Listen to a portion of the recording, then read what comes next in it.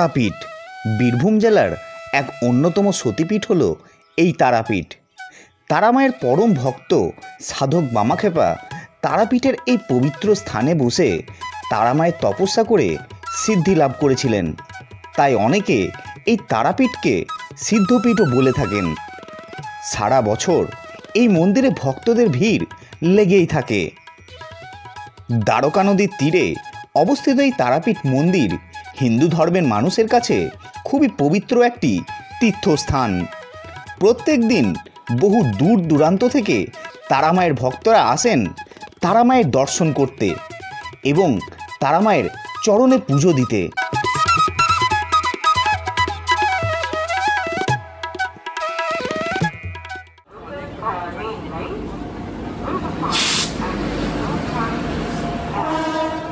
তো বন্ধুরা, আজ আমি এই ভিডিওতে আপনাদের জানাবো এই 2025-এর নতুন বছরে আপনারা তারাপীঠ কিভাবে যাবেন, মায়ের পুজো কিভাবে দেবেন, আর তারামায়ের অমূল্য ভোগ প্রসাদ সম্পূর্ণ বিনামূল্যে কিভাবে গ্রহণ করবেন, তারাপীঠের কোথায় খুব স্বল্প মূল্যে রাত্রিবাস করবেন এবং জানাবো এই তারাপীঠ ভ্রমণের খরচই বা কত।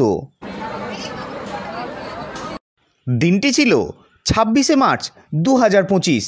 শিয়ালদহ থেকে সকাল 7:20 শিয়ালদহ রামপুরহাট মা তারা এক্সপ্রেস ধরে রওনা দিলাম তারাপীঠের উদ্দেশ্যে।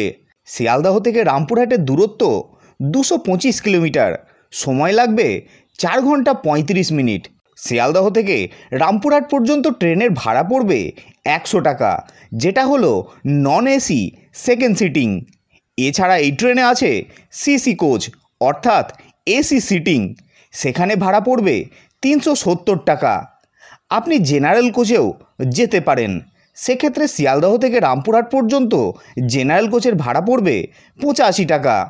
আর শিয়ালদহ থেকে রামপুরহাট পর্যন্ত এই ট্রেন মোট 8টি স্টেশনে হল্ট দিয়ে থাকে, যেগুলি হলো নৈহাটি, ব্যান্ডেল, বর্ধমান, গুসকরা, বোলপুর শান্তিনিকেতন, প্রান্তিক, সাঁইথিয়া এবং তারাপীঠ রোড।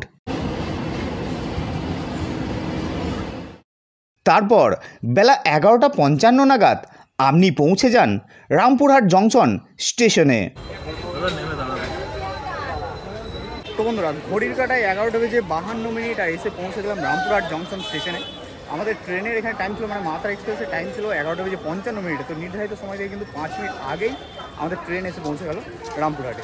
তো চলুন এবার এখান থেকে যাব তারাপীঠ। আর এখানে কিন্তু প্রচুর অটো টোটো আছে, এইদিকে অটো স্ট্যান্ড আছে, ওখান থেকে একটা অটো ধরবো এবং যাব তারাপীঠে। তো চলুন।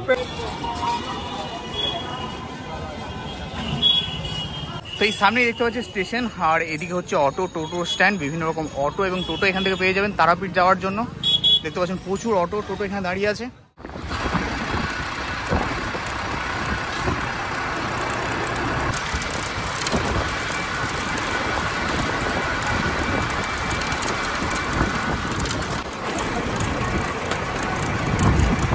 ঘড়িকাটায় বেলা 12:30 আর আমি এসে পৌঁছলাম তারাপীঠের একদম মা তারা সরণির একদম সামনে। রামপুরহাট স্টেশন থেকে মা তারা সরণি পর্যন্ত অটোতে টাইম লাগলো 20 মিনিট মতো, আর ভাড়া নিল 40 টাকা। তো চলুন এবার যাওয়া যাক তারামায়ের দর্শনে, তারামায়ের সেই মন্দিরে। সরণি এই রাস্তা দিয়ে সোজাই হেঁটে গেলে হচ্ছে মন্দির, একদম রাস্তা দিয়ে সোজাই হেঁটে গেলে পেয়ে যাবেন একদম মন্দিরের মেন গেট। এই মা তারা সরণি দিয়ে যেতে যেতে আপনাদের চোখে পড়বে অসংখ্য দোকান, যেখানে বিক্রি হচ্ছে পুজো সামগ্রী, ঘর সাজাবার জিনিস এবং বিক্রি হচ্ছে তারামায়ের বিখ্যাত প্যাড়া প্রসাদ। প্যাড়া কত করে দাদা? 320 টাকা কেজি। 320 টাকা। এটা কি স্পেশাল প্যাড়া? এটা স্পেশাল বলতে পারেন। আচ্ছা, 320 নিচে আর কিছু আছে নাকি? ওটা নিচে নেই, 300 উপরে আছে। 300 উপরে কত কি আছে? 360 আর 320। আচ্ছা। এবং পেয়ে যাবেন তারামাকে দেওয়ার জন্য বড় বড় ফুলমালা। তারপর কিছু দূর এগিয়ে গেলেই দেখতে পাবেন মন্দিরের মেন গেট। জুতো খুলে মন্দিরের ভিতরে প্রবেশ করতেই দেখতে পাবেন তারামায়ের আসল মন্দির। এই মন্দির 1818 সালে মল্লারপুরের জমিদার শ্রী জগন্নাথ রায় নির্মাণ করেছিলেন। দেখতে পাচ্ছেন এটা হচ্ছে জেনারেল লাইন। আপনারা কিন্তু এই লাইনে দাঁড়িয়ে মা তারার পুজো দিতে পারবেন মন্দিরে গিয়ে। তারামায়ের মন্দিরে পুজো দেওয়ার জন্য যেমন আছে সাধারণ লাইন, ঠিক তেমনই আছে ভিআইপি লাইন।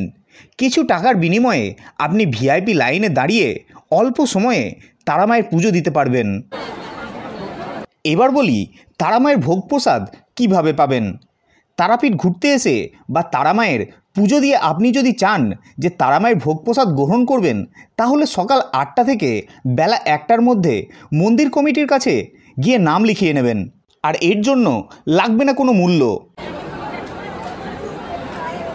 পুজো দেওয়া হয়ে গেলে দুপুর 1টার মধ্যে মন্দির চত্বরেই বসে পড়ুন ভোগ খেতে। মন্দিরের সামনেই একসাথে সকল মানুষকে বসিয়ে ভোগ প্রসাদ খাওয়ানো হয়।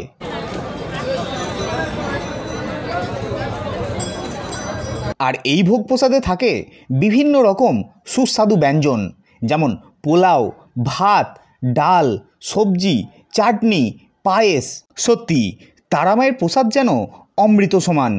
জাতি, ধর্ম, বর্ণ নির্বিশেষে সকল মানুষ আনন্দের সাথে ভোগ খাচ্ছে, দেখে মনটা যেন ভরে গেল। তারাপীঠে এসে তারামায়ের প্রসাদ পাওয়া সত্যি করে একটা ভাগ্যের ব্যাপার। সত্যি করে জানি না কার মুখ থেকে উঠেছি, আজকে এসে এত লেটে এসেও কিন্তু তারামায়ের প্রসাদ পেয়ে গেলাম। তো এবার আমি চলে এসেছি তারাপীঠের আরও একটি দর্শনীয় স্থান এবং বিখ্যাত স্থান, যেটি হচ্ছে তারাপীঠ মহাশ্মশান। তারাপীঠ মহাশ্মশান। তারাপীঠের তারামায়ের মন্দির হিন্দু ধর্মের মানুষের কাছে যতটা জনপ্রিয়, ঠিক তেমনই তারাপীঠের এই শ্মশান সবার কাছে খুবই জনপ্রিয়।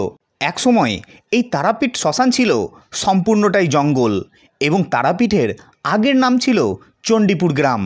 এই তারাপীঠ শ্মশানে এলে আপনারা দেখতে পাবেন তারামায়ের পরম ভক্ত সাধক বামাক্ষেপার সমাধি মন্দির এবং তার মূর্তি, আর দেখতে পাবেন পঞ্চমুণ্ডির আসন। এই তারাপীঠ শ্মশানে চলে দিবারাত্রি যাগযজ্ঞ ও পূজা। কৌশিকী অমাবস্যাতে এই তারাপীঠ মহাশ্মশান খুব সুন্দরভাবে সেজে ওঠে। চলে রাতভর যজ্ঞ। দূর দূরান্ত থেকে আসে সাধু, সন্ন্যাসী ও অঘরীরা। তারপর শ্মশান চত্বর ঘুরে আপনি চলে আসুন মা তারা সরণিতে। যদি আপনি চান বাইরে খাওয়া দাওয়া করবেন, তাহলে এখানে পেয়ে যাবেন অনেক হোটেল ও রেস্টুরেন্ট। সেখান থেকে আপনি খাওয়া দাওয়া করতে পারেন। এইসব হোটেল বা রেস্টুরেন্টে মাত্র 70 থেকে 80 টাকার মধ্যে আপনারা আনলিমিটেড ভেজ থালির অপশন পেয়ে যাবেন। এবার বলি, আপনারা যদি চান তারাপীঠ ঘুরতে এসে এখানে রাত্রিবাস করবেন, তাহলে এই মা তারা সরণির ঠিক উল্টো দিকের রাস্তায় রয়েছে প্রচুর নামি দামি ও বাজেট হোটেল। কিছু হোটেলের যোগাযোগ নাম্বার দিয়ে দিলাম আপনার স্ক্রিনে। এখানে আপনারা 500 থেকে 600 টাকার মধ্যে খুব সুন্দর রুম পেয়ে যাবেন। এছাড়া আপনারা যদি চান খুবই কম খরচে থাকবেন, তার জন্য আছে ভারত সেবাশ্রম, যেখানে আপনারা মাত্র 300 টাকার বিনিময়ে 3 জন থাকার রুম পেয়ে যাবেন। এছাড়া তারাপীঠে আছে নগেন বাবার আশ্রম।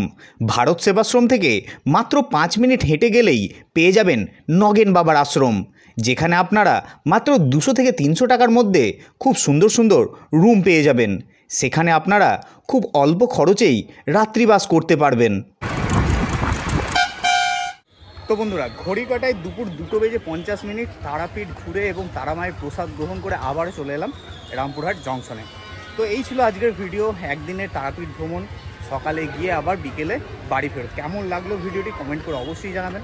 আর আপনারা যদি চান যে তারাপীঠে এসে এক রাত্রি থাকবেন, রাত্রিবাস করবেন, তাহলে কিছু হোটেলের কন্ট্যাক্ট নাম্বার তো দিয়েই দিলাম, আপনারা কন্ট্যাক্ট করে সেখানে কিন্তু রাত্রিবাস করতে পারবেন। কেমন লাগলো ভিডিওটি কমেন্ট করে অবশ্যই জানাবেন। ভালো লাগলে একটি লাইক করে দেবেন, শেয়ার করবেন সবার সাথে। তো চলুন এবার বাড়ি ফিরবো। আমার ট্রেন আছে জয়নগর হাওড়া এক্সপ্রেস, সেই ট্রেনেই আমি এখন যাব বাড়ি, যেটা রামপুরহাট স্টেশনে টাইম হচ্ছে দুপুর 2:52। 2 মিনিট টাইম আছে। চলুন টিকিটটা কেটে উঠে পড়ি ট্রেনে।